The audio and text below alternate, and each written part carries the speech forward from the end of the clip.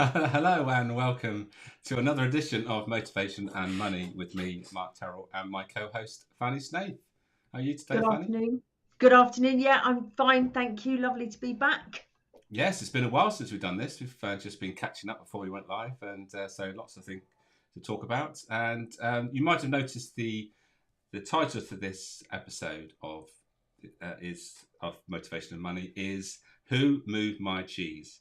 Now, the reason why I came up with this title is because there is a book out there, and I, I can recommend you checking it out because it's quite a useful parable, and it tells us about how we sometimes take for granted the things that are always there, and sometimes our cheese gets moved. So the parable is about these mice who go to a certain part in the maze, and there's always cheese to eat, and one day there's no cheese, and so it's about how different the different mice have different strategies around how they accept change, and eventually you'll come around to the fact that they've got to have the ability to find where the cheese is, and it's all about accepting change and accepting that things aren't going to be the same forever. So that's a brief synopsis. You can find, if you go to YouTube and put in "Who Moved My Cheese," you'll see some great explainers, and also obviously get the book. It's a very short read and it's quite useful. But the reason why I thought this was useful, because if you are on Fanny's mailing list newsletter every Saturday, she sends out one, and she told us one a few weeks ago that her favourite app was going to disappear, and so she can elaborate a bit more on this. And but she didn't wallow too much in her pity. She did something about it and went looking for another app, I think. So I'm going to hand over to Fanny, and she can tell you a bit more about how she dealt with her cheese being moved. Okay. Yeah, I had a really grumpy face on. So I've been a fan of an app called Money Dashboard, which is a free app, and I've been using it, I would say, since about 2017, a long time. And I even worked for them I did some work for them. I delivered their first ever webinar because I was such a big fan. It was just me contacting them and going, "I love you, please can we do something together because it's so good." And then all of a sudden, a year ago, it was sold out to ClearScore. And really, looking back, ClearScore have done nothing to improve it, promote it, nothing. And I was thinking, this is looking slightly shaky. And then the email came, "It is with regret that due to other projects, blah, blah, blah, we will be shelving this. And as of the 31st of October, Money Dashboard will be no more." So what does that, for me, that's sort of disaster in a lot of ways, because the online courses that I spent a long time creating all show how to use Money Dashboard. So that means a re-record. Mm-hmm. All the clients that I've had who love Money Dashboard and I've helped get started with Money Dashboard aren't going to be able to use Money Dashboard anymore. So anyway, Money Dashboard, as a sort of a partial sweetener, said, we think that you should try an app called Snoop. And so I got onto Snoop, and I don't think it was anything like Money Dashboard at all. So I was like a bit like, great, thanks. Maybe there's a little bit of something going on between Money Dashboard and Snoop. I don't know. But what was lovely, and I think this is what Mark's talking about. So essentially, my cheese has been moved. I went to use my cheese, or I'm going to go and use my cheese on the 1st of November, and it's going to be gone. Now, on top of that, I'm going away. So I'm going to have to organize it. Also, literally just before the call, I downloaded all the transactions and was sort of ready to go, bye, goodbye, like this. But what, on the flip side, what we can do is we can sit there and go, oh no, and wallow in all of that. But what was lovely was that how the people of the community that I send out emails to all started sending me suggestions. And I put a grumpy post on LinkedIn, and people started posting on LinkedIn. They go, "Well, I've tried Snoop and it's rubbish. I find this one much better, and I found this one much better," and all this kind of stuff. So it all started some quite nice motivation and, let's see what we can do. So we've moved over to, at the moment we're testing, two seem to be at the top: Money Hub, which is a Bristol-based company, and looks like they're doing some great things. And Emma, which I actually haven't had a look yet, but I've got Oh, people who are looking at it, and we're doing some comparing notes. So right. whereas I'm still feeling de-cheesed Mm. and cheesed off, actually, life will continue. That's good to hear. But my interest in this is that there's a lot of change going on in the business world. There's a lot of talk about AI and the influence that's going to have, and it's about how we accept things and how we approach things. That's the key, isn't it? And that's the link to the parable in the Who Moved My Cheese, is that there's different ways that you can approach something that's changing in your world. And if you sit around too long, sort of feeling sorry for yourself, that's not really going to help, is it? It's happened. So I've got a similar thing going on at the moment, not quite so. Well, it's sort of similar to what you have described there as well. So I use some programs, and I won't say too much because it's not even to be announced yet. I'm actually going to something after this, which is a big announcement. But I know that there's going to change things that I've recorded again. So I've recorded and mentioned stuff that I know is going to change. So I'm going to have to revisit that, redo it. And, did I want to do that? Of course I didn't want to do it, because it's just something that's another thing to do, isn't it? But that sometimes you just got to accept that things move on. And if you hold too tightly onto the things that are, precious to you for whatever reason, because you don't want them to change and it works for you, then sometimes that sort of works against you. And you need to accept that things have to change and have to move, because there's, the world's changing, the world's moving on. And if you don't move with it, then ultimately you get left behind. So, it is frustrating. I feel your pain. But maybe these two apps that you're testing out might be better in some ways going forward. They might be better. I think something that came to my mind while you were saying that, Mark, about we record our courses or our videos or whatever we do, and out there.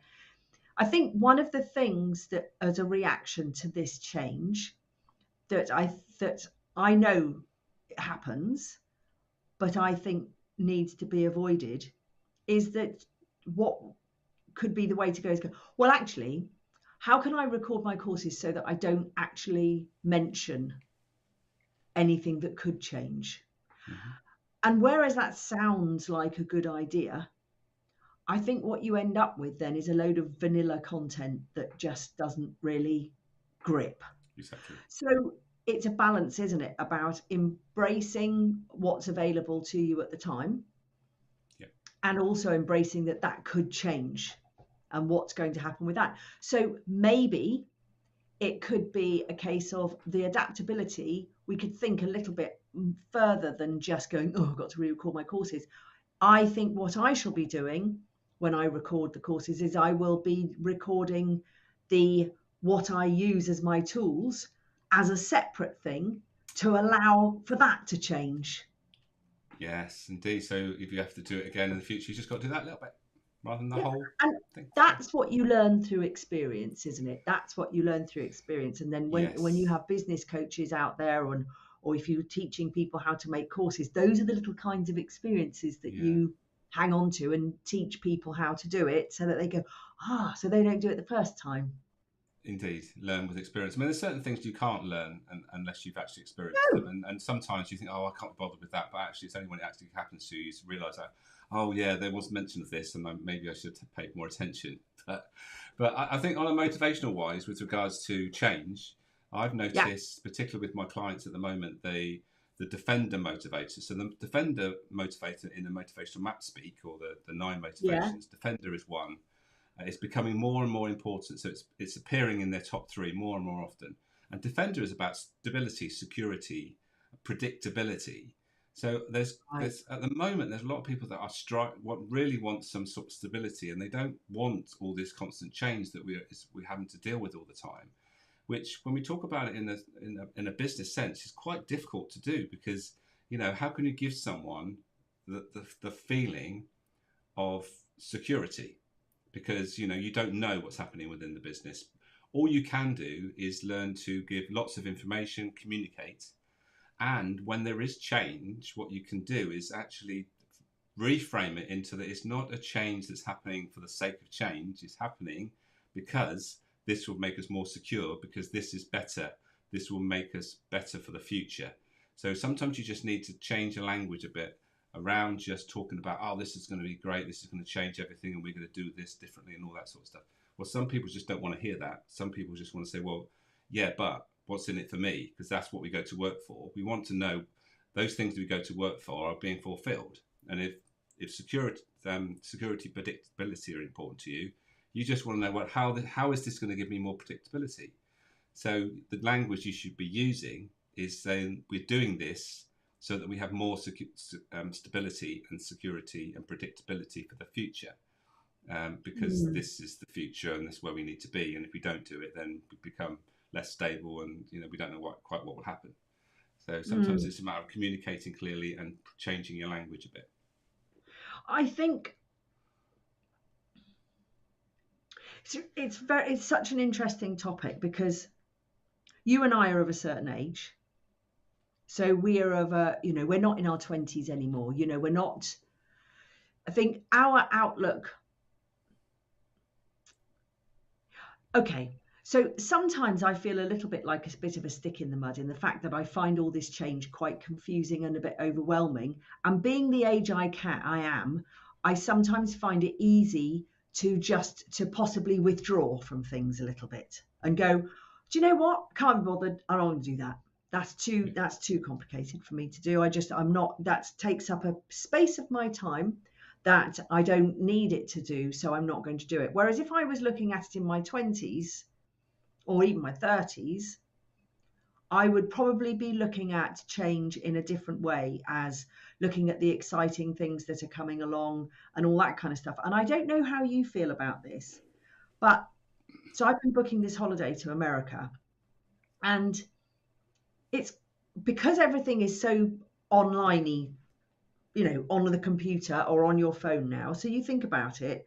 So I've got my air flights, my ESTAs, my parking, my accommodation, all these things, that my travel insurance, all these things that you've got to have. Mm-hmm. And I don't know what you found is that, but I found that we go to these websites, like for instance, Delta Airlines, for instance, and I have to have my Sky Miles number, because I can't actually go and buy tickets without becoming a Sky Miles customer for all these points that I might collect with flights that, whatever. So I have to have my Sky Miles number, my username, my password. Then I need my booking reference number. So that's 4 loads of information that I've got to remember. And then when I get onto the Delta website, I like to, and this is me being old fashioned, I like to print things out and take things with me just in case I lose my phone or something like that happens. So I have that. But it seems that that there is a period of transition that we're going through at the moment, whereby we've got online, we've done COVID, we've come a long way during COVID. But I think that we've come to a point now where actually everything is a little bit upscuttled, in the fact that you go onto a website like Delta Airlines, and I can't find anywhere where it says print my itinerary. Right. I just can't find it. Or if I go to look at the parking for Heathrow, the only option I had through the website that I found was to click and go to Google Maps. Now, I don't know, but if I'm traveling at 6 o'clock in the morning and for some reason I can't get a satellite signal or Google Maps doesn't work, I like to have some instructions to at least tell me where that is. And in order to find those instructions, which I knew they had, I had to come out to Google and go, how do I find long stay parking at T3? Right. So I'm wondering whether it's possible that we're in double cheese maze crisis, and actually things are possibly going to get more simplified with AI coming on. And actually, are we in a period of general upscuttlement? I think we are, but I think we are in that transition phase where AI is coming and we don't know quite what it's going to do and whether it's good or bad. And so there are some objections to, well, I don't want this to change, because actually I'm quite happy as it is. But yeah, it's a little bit like what they talk about with regards to when Ford was, creating the motor car, people didn't know that they needed a motor car because they were used to using horse and cart. But actually, Ford Yeah. realised that we needed cars, and now obviously we use cars every day. So it's a Well, bit like that we don't know yeah. quite what we need until it's actually presented to us, and that's a I lot of that's going on at the moment. literally laughed my head off at chip and pin. The idea of Yes. chip and pin. I just, it'll never work. I said, Yeah. I remember saying it. Well, I chip and remember pin was saying, interesting because I was retailer then, and the whole hassle of chip and pin was like, is this really worth it? And exactly the same as you. I was thinking, oh my God. You know what they would say in was because it was like just, tap and go. People are like, oh my God, how is this going to work? They were said to us that you're going to have to put CCTV in so that you have a record of it all and all that stuff going on, which never happened. But they were getting so like, we don't quite understand how this is going to work. How can possibly people just tap and go? And as it turned out, we didn't have to do any of that. But there was all this stuff going on, thinking, it's like, we're going to have to put all this technology in and cover yourself and have a recording of every transaction in video. And it was a nightmare at the time, thinking, oh my God, is this really worth it? But actually, as it turned out, we accepted it. And none of it, a lot of the things that they said might happen or needed to happen actually didn't, and they didn't actually, So a lot of that's going. I think that's a lot of that's going on at the moment with regards to all the things that have been introduced with maybe AI or maybe other technologies, and you just have to take.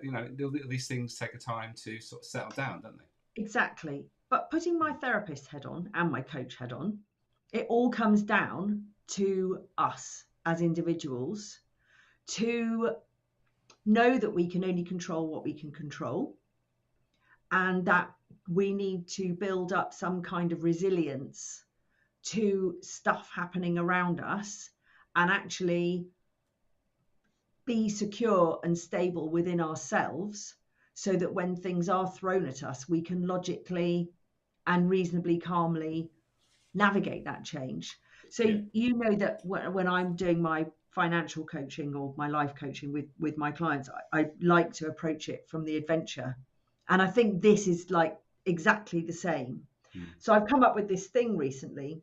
So if you go on your adventure, any adventure, you need your map, compass, destination, and a mindset to do it. So that's a given, right? But I came up with this thing that's, all right, I talk about the driver of the bus and the money types and everything that drive the bus. But what about when things really go wrong and all of a sudden let's say you're confronted with having to go on the ocean or go in the sea, and you thought, but hang on a minute, this was a road trip and now I've got to go on the water. This is all going to go horribly wrong. So I've come up with something which I've called the 7 C's. Right. Which just the a world scoop. Are we going to get a scoop of your new Yeah. So the 7 C's. So first of all, C's, SEAS, is self-belief, exploration, action, and then I've also put in there surety, because it's just whether to question it. Doesn't necessarily to say that you have it, because is there anything that's surety? But you can be as sure as you can, right? And that's what I love, the surety, because in true warrior and magician style, if you have as much surety as you can, i.e. you've made decisions to the best of your ability with the information that you have at the time, and therefore can detach from the outcome, not be attached to the outcome, then you've got as much surety as you can. But you've still got, and then C's obviously is really C's, letter C, which I think are just, if you can have these 7 C words, you've pretty much got everything, which is compassion for the self. So I'm feeling like this, I'm feeling upscuttled, let's be nice to myself. Get clear, clarity, confidence, courage, curiosity, commitment, and consistency. Where do you want to be with that? That is a perfect, I think, clutch of descriptive words and talents, abilities to give you excellent, what we call ILOC, internal locus of control, whereby you're looking into the self to go, am I all right? What can I do? How do I be flexible? How do I build resilience? How do I cope with what's going on at the moment? And I think you probably talk to anybody, well, many people from war-torn countries, people in Israel at the moment, people in Syria in the past, and they will know what, people in Ukraine, they will know exactly what all of this means. Mm-hmm. But here in Britain, we've not had a conflict or a war, a war in this country for years and years and years. And I think, and we're going through a massive period of change. I think the biggest period of change that we've been through in such a long time. I can't put a time limit on it, but of course people are going to be upscuttled. Yeah, no, absolutely. And I think there's a lot of change going on that we need to deal with. I'm going to go back to what you said, where you talked about your money types. So if anybody was listening to Fanny and you were talking about warriors and things like that, at the end of the show, you'll see Fanny's website. Go there and you can do a quick a free quiz, and you can find out what your money type is, and then that gives you an idea of how you approach money and all that sort of stuff. So that's what Fanny was talking about there. So we have this way of dealing with money. So going back to what you were saying, I think it all comes back to like character strength as well, doesn't it? It comes back to how we use those character strengths that are naturally our strengths, but also, going a bit deeper and really sort of striving and using those character strengths that really are so important with regards to, when change comes along, we've got to be strong and resilient and accept change, and those things that we really have to dig deep for, and takes a bit of energy, and I think that's the key, isn't it? And being aware of ourselves and knowing what our strengths are and what we're actually good at. So I think I'm over the years, I think I'm quite good at dealing with change. I've sort of got a resilience around, okay, I'll just get a strategy in my head and I work to that strategy. Some people just lose their heads for a while and then sort it out afterwards, but I'm quite good at that. I don't know why. It's just one of those things that I am when things are going a bit pear-shaped. I remember when we were like refitting. One of the most stressful things when you're in a retail environment is when you have to refit your store, and we never shut, so we carried on trading. And all sorts of things can go wrong. But I was just one of those things. Okay, well, this has gone wrong, but what can we do to alleviate that? Whereas a lot of people are saying, well, I don't know why you're not throwing your toys out and shouting at people. And I said, well, that's not going to serve me. That definitely is not a good. That's not a good way to use my energy. That's just going to get me in a state where I'm not going to be very, very effective. So I need to keep as calm as I can. I am a little bit like the proverbial swan. I am, underneath, I am thinking, oh dear, this isn't, I might not be thinking that, but actually, oh dear, this is not quite how we want this to work out. Yeah. But you need to work it out, haven't you? And you just got to accept things, and you can't turn the clock back. No. Just get on with stuff. You can't. And I think both you and I probably thrive on tricky situations sometimes. Mm-hmm. I mean, I was trained as a production manager and a stage manager in the theatre. I mean, that's very sort of, when things go wrong, they go wrong and they need sorting now. What you can't do is run around waving your arms in the air going, I don't know what to do. You just can't do that. But I will say, like for young people, having two young daughters who are learning to navigate, for instance, the financial world. One of them is starting to look for property and mortgage, and that sort of thing. And the other one is having to navigate bank accounts and credit scores and all that kind of stuff. And whereas you used to go into the bank and you used to speak to somebody, when you look online now and I think it can really serve you well if you look at it like an adventure or a game. Yeah, definitely. I know this game has rules. They will possibly make no sense. However, I need to navigate this the best way. And the best thing I can do is to keep calm and just go, okay. I mean, identification for anti-fraud and all that kind of stuff can get, they're asking my daughter for things like utility bills and all this kind of stuff, and she just doesn't have those things living in a rented a house where the landlord pays it and all this kind of stuff. And it is frustrating where you upload something and they go, oh no, yes, but what we need is one of those. I go, yeah, but I've already told you that we don't have that, so you said do this and now you're rejecting it again. And then you do something, no, well, we just can't. And it's really easy I think, to lose your cool and throw your toys out of the pram. But that eventually, that isn't going to get you to where you want to get to. Yeah. And I think that people use the word, I get completely overwhelmed. And I think that there is a lack of resilience to a certain extent that we really need to get a bit of a shake up and I feel that I'm pretty resilient, but I have to say some of this technical stuff over this booking a simple holiday to the States, whereas I'm probably hanging on to my old values and things like that of printing these out. But I found it testing. Yeah. And it's so are you one of these people that book everything separately and do it yourself? You're DIYer when it comes to trips then? I did, because I especially did this time because I didn't know what I was doing. So I didn't know when I was staying with friends. I didn't know when I was going to go to. If it was just a simple, I'm going somewhere that I don't know, but I'm staying with friends, I'm going to a wedding, I've got all these different bits going on. So yeah, I did do it. I did everything. Yeah, because we went to Japan back in April this year, and I just handed it all over to my brother, who's a travel counsellor, and I said, "This is what I want to do." So there's other ways of. What the point is that you can hand it over to somebody else to do, sort of delegate it when you can. Obviously, you've described it's difficult to do that. What a joy, what a joy to be able to do that. But I probably could have done it that way a bit more than I did, but I also think that through the amount of time that I had to do it, and also through my skills and how I approach things, I don't think it should have been as difficult as I found it. No, that's right. It gets frustrating. But I've got this thing that I've just read a book about. Actually, our biggest challenge is not managing our time; it's actually managing our energy. And if we can manage our energy and keep our energy levels high, then we can deal with these things. It's when our energy levels drop and we've got a challenging situation, we find it almost impossible to deal with. Yeah. So we need to tap into, looking after ourselves physically. Book called?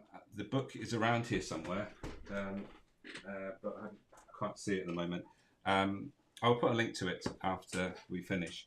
That'd be a good one to know. It is a great book because it talks about not only, obviously, there's the physical energy, but there's also our mental energy, our spiritual energy, which is sort of linked to motivation and values. And if we manage them and actually do things to actually replace the energy we're using, and emotional energy as well. So if we are having to deal with something that emotionally is draining us, then we've got to find a way to counteract that and do something that actually tops that emotional energy back up. So it's a very simple sort of. So essentially, I think it's another way of just talking about keeping up your vibe, keeping your vibe high. Vibe, energy, whatever you want to call it. We're all vibration, and it's actually keeping that vibe. I mean, if you're gonna, oh God, I've got to go on here and I've got to do all my banking and I've got to look at, I need to get this on the computer and it's not going to happen quickly, is it? No. Whereas if you go, right, hour, nothing else, got my water, got my coffee, got everything, head down, hour, let's really get into it. Let's really do it. Yeah. Bang, bang, bang. Yeah, and that's the way to tackle a task, isn't it? And just don't block out everything else and just say, right, I need to get this done, head down. Should take me an hour, and then once I've done it, I have a reward, whether that's a cup of tea and a biscuit or whatever. So going back to moving the cheese then. Yeah. Do you think that do you think it would help us all to have a possible expectation that the cheese might not be there at any point? Yeah, definitely. I think that we take it for granted that it's always going to be there, don't we? So we sort of fall in love with certain things. So, I use motivational maps, but, who knows whether that's going to be around forever. I don't know. And there's lots of other things that people use and they're sort of almost evangelical about certain things. And I think, but things might move on one day and you might have to sort of move with it. I think we can easily fall into the trap of thinking, oh, this is the be all and end all, but we've got to be open-minded, realizing that things will change and being able to go with the flow and not have that sort of mentality where we're just trying to push back on things that, that eventually, inevitably, they're going to change anyway. So, yeah. So we're talking about, again then, so what we're talking about then is attachment issues. So we attach ourselves to things. We attach ourselves to people. Mhm. We attach ourselves to jobs, material goods. And then if we have one of those situations where somebody's in a state of never enoughness, that they just always want more, more, more, more, more, more, more, got issues coming up there. But again, if we can unattach ourselves from things and know that things are constantly changing all around us anyway, Mm. I mean, I have very much been, have to say, attaching to things. I've just literally chucked out 2 pairs of shoes that I like. Why? What have I still got them for? 20 Even if I years, did 20 years wear. later, I'm never going to wear them. No. Oh yeah, I mean honestly. So they've just gone, and it's like, gosh, the bottom of the wardrobe looks nice with that little bit of But space. isn't it also about just accepting what you can change and moving on and not getting stuck in that respect, that you can get yourself wind up with things that you just haven't, have to just realise you have no control over this thing, and you just No, got to which accept it for again what it brings is and then move everything on. And internally, yeah, doesn't it? It means finding that stable ship within you, within ourselves, yeah, so that when somebody does give us a knock, we can steady the ship quite quickly. yeah. Sadly, half an hour has flown by again, Fanny, I'm afraid. So we're going to have to sort of wrap things up. So before we go our separate ways, anything you want to leave the listeners with? So, well, what about if we do just a really quick summary? Because I think this is quite important and where we are now. So we've started with the book of Who's Moved My Cheese, which is basically about what happens when we get upscuttled. That's my word, but I'm going to stick with it because I love it. So what happens when our feathers are ruffled and maybe we're kicked out of the nest temporarily, right? That's another meaning as upscuttled. So what we're looking for is to keep our energy high and to look within ourselves for how to be as resilient as possible and know that what we can control, know what we can't control, and be able to make wise decisions in the situations that we are around us, so that we can have the adaptability and flexibility to know that certainty isn't possible, but we can be as sure as we can by using our own mentality. That's my thoughts. What about you? And also just having the ability to accept the change and go with it when we need to, and just accept Yeah. it for what it is, and not push back when the inevitable Stop is listening to going the to change. bloody news and all the fear mongering that's going on. Yes, indeed. Yeah, limit your exposure to the negativity in the world, and look out for some good news. If there's too much bad news, then actually you need to actually balance it with some good news and find out where you get that from. And sometimes, just going on YouTube and watching your favourite comedian actually might do that. All positive news. Positive It's news. called positive news. Yeah. Go to Search positive news, and there's our closing tip. Look out for some positive news. So until next time, it's going to be a few weeks until we're back again because of our diaries not lining up. But really enjoyed your company today, Fanny. And then if you've listened, I hope you enjoyed the conversation and you got something from it. Check out Who Moved My Cheese. And until next time, Fanny, have a wonderful day and we'll see you next time. You too. Take care. Bye, everyone.